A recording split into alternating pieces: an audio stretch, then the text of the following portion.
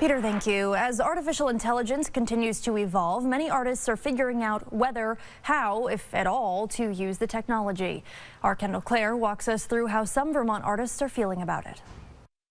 Vermont is always going to need artists. Art is always going to need people to create the art. People like Jen Carson. She uses artificial intelligence as a tool in her artistic process to explore the intersection between technology and the environment. Artists have been using tools since we've been making art, whether that be a paintbrush or it could be a chisel. Her use of AI is driven by questions like, how do we work with this tool where we still have that artistic intention and control? Are you using the technology or is the technology using you, right? And I mean, I think that, across the board, you can see that when artists are creating masterful work, it's because they've mastered their tools. Carson's latest exhibit, The Generative Tree, drew inspiration from an outbreak of spongy moth caterpillars that devastated trees in her neighborhood. The project used an AI model that imagines what damaged leaves from these trees would look like if they were healed. The exhibit here in Waterbury features over 600 digital prints,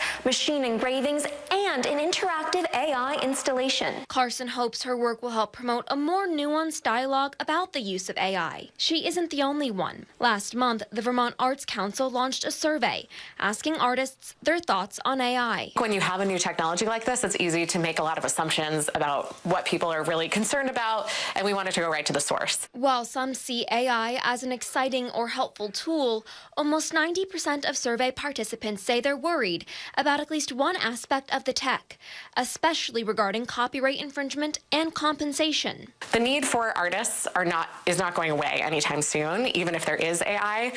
What we have the opportunity to do now is safeguard those artists' works and those artists' way of life so that they can continue to innovate in the future. Going forward, the council is focused on supporting artists and their calls for increased regulation of AI, like one bill introduced by Senator Peter Welch that, if passed, would help artists learn if their work has been used to train an AI model. So I do believe there are opportunities for AI to be a positive movement forward for artists, not a negative.